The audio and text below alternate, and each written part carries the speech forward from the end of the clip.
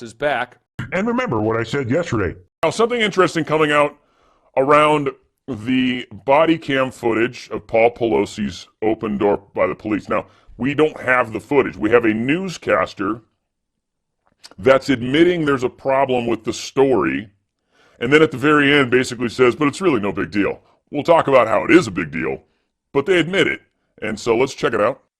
All right, new information tonight on a story that we've been tracking, the attack on Paul Pelosi, the husband of House Speaker Nancy Pelosi. Our investigative team looked into why state and federal prosecutors each describe one specific detail of the police response differently. Senior investigative reporter Begat Shaban has been checking with his sources to try and clear it up. He joins us now, and you've got some answers, Begat. Well, Jess, this all has to do with the moments, seconds, really, just before Paul Pelosi was struck in the head with a hammer inside his San Francisco home. Now, there continues to be contradicting accounts of a relatively simple question. Who opened the door that night when San Francisco police arrived to the Pelosi house? Now, the Department of Justice says the two officers opened the door. That's according to a federal indictment filed earlier this week. But the San Francisco District Attorney's Office, in another court document that was filed earlier this month, said Mr. Pelosi opened the door with his left hand. So the question is, what really happened? According to a source familiar with the investigation who personally watched the police body camera footage from that night, officers knocked on the door of the Pelosi home, then backed away. And the video clearly shows Paul Pelosi open the door with his left hand, just like what was noted in the documents filed by the DA's office.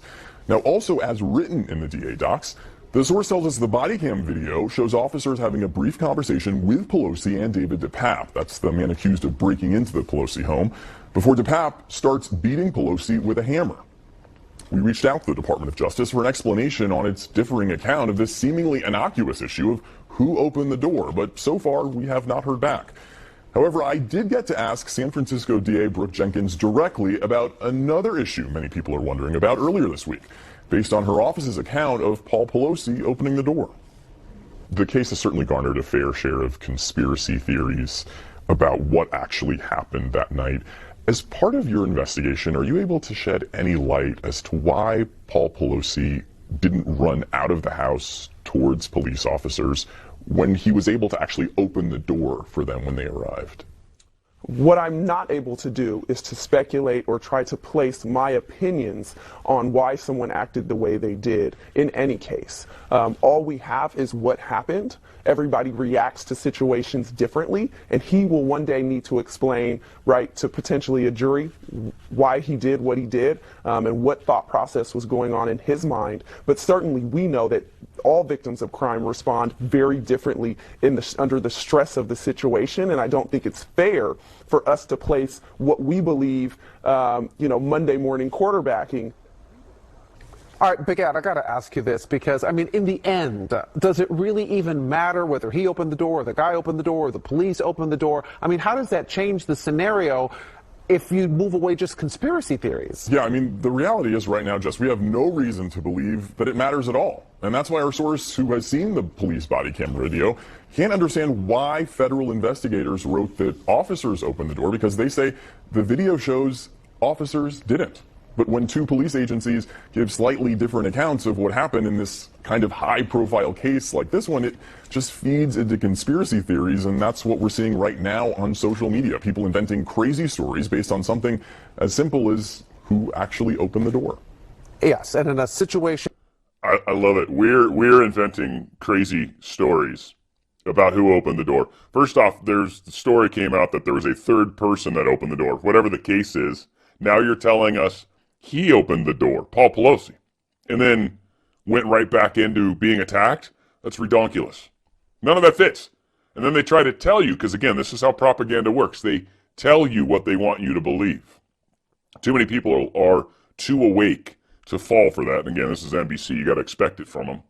But why does it matter who opened the door? Yes, it completely matters. If Paul Pelosi's life was at risk, then he should have walked outside when the cops were there and be like, dude, this guy's nuts. Done. Well, some people act differently in the face of danger. Not when the cops show up. Both were heavily invested in FTX and have lost their butts. Lost their butts. Brady took an equity stake in crypto company FTX last year, but this month the company announced a loss of up to 70%, meaning that Brady could lose millions in this speculation. The 7-time Super Bowl winner not only took an equity stake in FTX, he was also a brand ambassador, selling the scheme to others and appearing in ads. His wife was also all in on the FTX. Not only did she invest, she also had a role in the company. For her part, she was the company's advisor to guide its environmental and social initiatives. The game, and he's having his worst year ever, which is kind of nice to see. I used to like Brady until I found all this stuff out, and then it's like, you're just a piece of trash, it sounds like, man. Anyway. Now, AAX Crypto, is their exchange, is suspending activities. They're citing a third-party failure, not saying exactly who it is. This came out in a Sunday press release.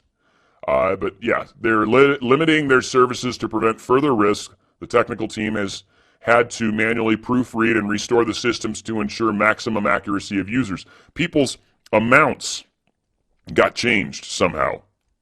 They don't know how, and I don't think they went up. I think they went down. Personally, I'm wondering if possibly someone stole, or if FTX did have their meat hooks tied into this particular exchange as well. Whatever the case is, they've shut down services until they can get to the bottom of this. And of course, citing a third party as the reason. Hard to say exactly what or where. The FTX implosion is taking its first crypto victim. The Solana token is leading the industry's market meltdown. So apparently Solana, cryptocurrency that's out there associated with the bankrupt FTX exchange, has continued its 3-day retreat on Monday to trade at around $14 a token.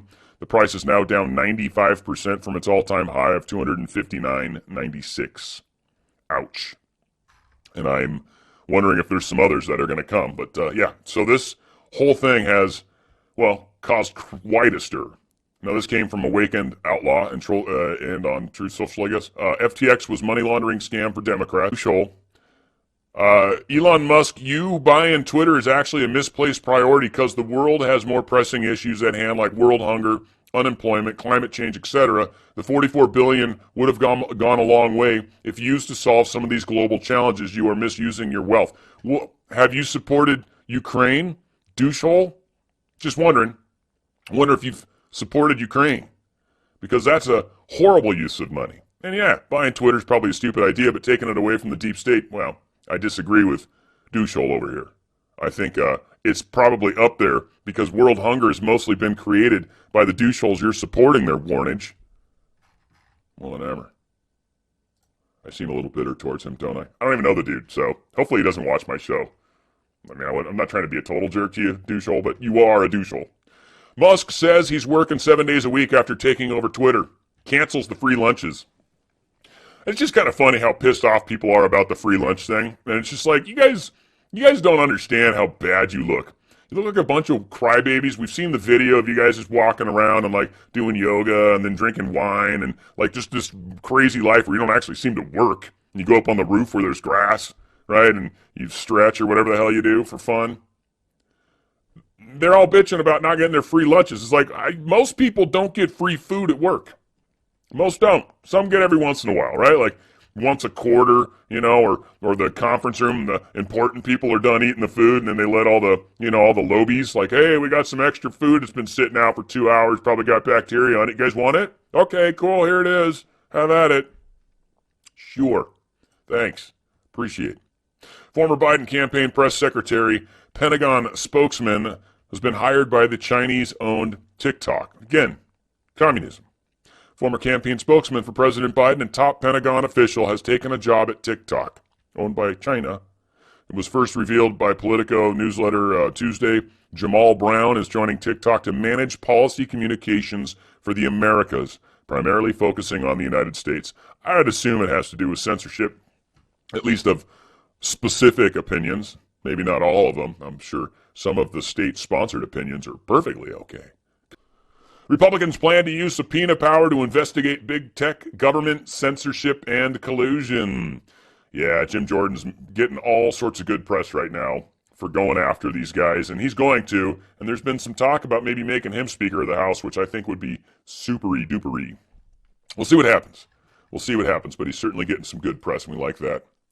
SCOTUS is going to hear a case regarding Texas and Louisiana. They want to be able to deport illegals. DHS is like, no, you shouldn't be able to. F you. We like to do that on a case-by-case basis.